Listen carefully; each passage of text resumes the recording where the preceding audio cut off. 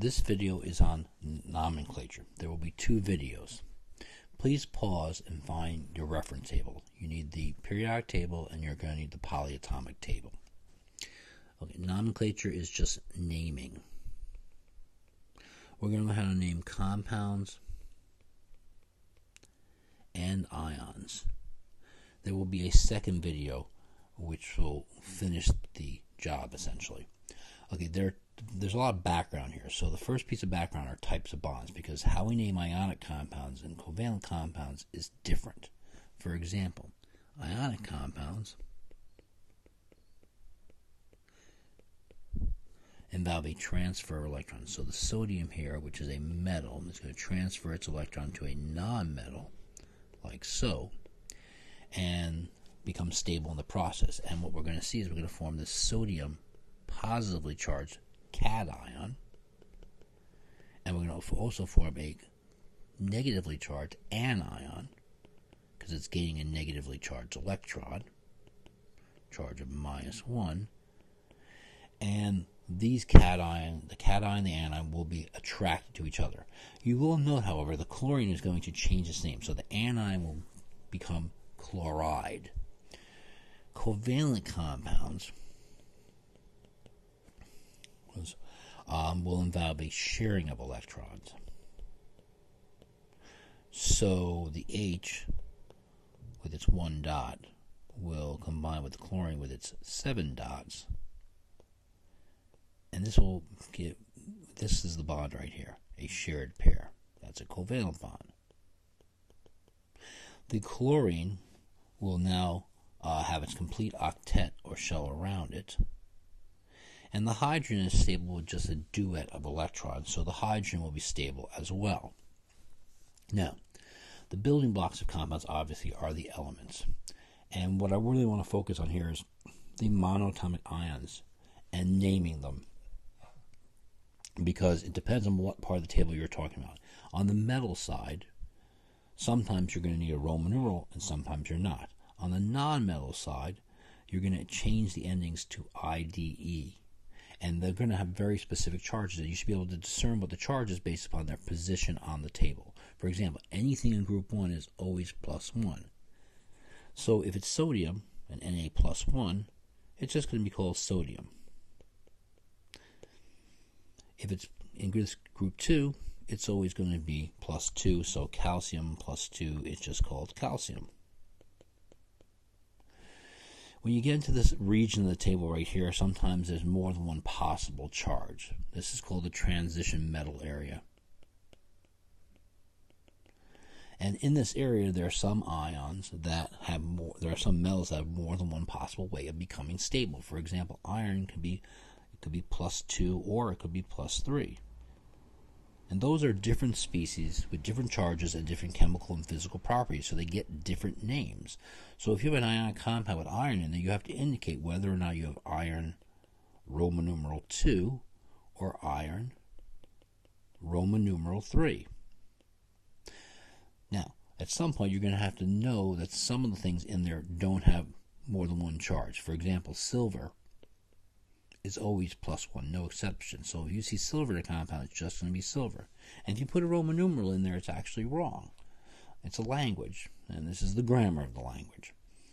Okay, on the right-hand side, this is where you have your non-metals. They tend to be the ones who get reduced. They gain electrons as opposed to losing the electrons when they form ionic compounds and form monoatomic ions. I'm going to just include groups 17, 16, 15, and 14 here. So I'm leaving out 13 and 18. 18 is the noble gases, and I just felt I would leave out those ones. I'm going to put my little zigzag line here. All right. This is, it separates the metals from the non-metals and includes the metalloids. All right. So up top here you have carbon, okay, going across, nitrogen, oxygen, and fluorine. Now what you want to notice is their charge and their name. So fluorine, or chlorine as well, will all form -1 monoatomic ions, and their names will change. So a Cl-1 is called chloride. Oxygen will become -2. Now notice the trend. 7 + 1 is 8. 6 + 2 is 8. 5 plus -3, it doesn't really add up, but the idea is this. Nitrogen needs 3 more electrons to make its octet, and that makes the total number of electrons 18. Not 18, 8 in this particular case. So the oxygen becomes oxide. Sorry about that line there. I'm just going to leave it. And nitrogen becomes nitride, etc. You should know these charges automatically. You should know these ones automatically, and for some of these, like, you're eventually going to have to know them. Okay. Polyatomic ions. You should have your polyatomic ion table out. If you have it, or pause and get it out. This is a nitrite.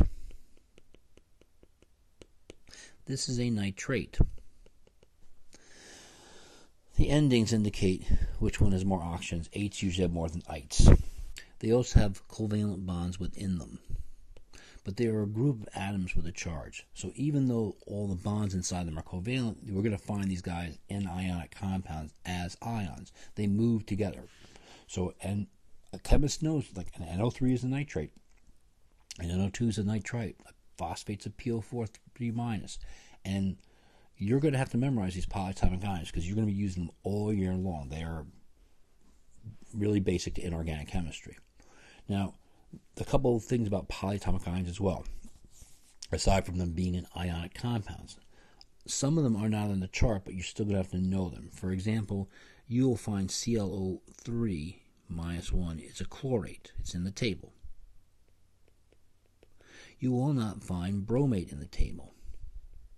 Because bromine is in the same family as chlorine, you can kind of discern what it would be. It's going to have the exact same charge, structure, formula as a chlorate polyatomic ion. Members of the same family do similar chemical things. So bromine is going to make a bromate is going to be our BrO3 with a charge of -1. An iodite would be like a chlorite. So an iodite would be IO2 because a chlorite is ClO2 minus. All right, there are 3 types of inorganic compounds. The first one is ionic. The naming system is very simple. You name the cation, then you name the anion. Sometimes that's very easy. So for NaCl, it's just sodium chloride. For NaNO3, it's just sodium nitrate. If, on the other hand, you have something in which the cation has more than one possible charge, you have to indicate what the charge of that ion is, which type of, let's say, vanadium it is. So if you're dealing with VO2, you'd be like, okay, vanadium oxide. But you haven't properly named this one yet, because vanadium could be vanadium 2, 3, 4, or 5, and you have to figure it out. So you have 2 of these oxides, each of which is -2, because oxides are always -2. We know that.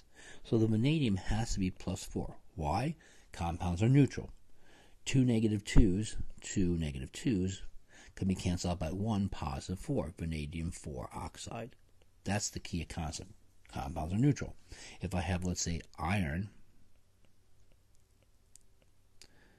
nitrate, I'm going to put iron nitrate, right?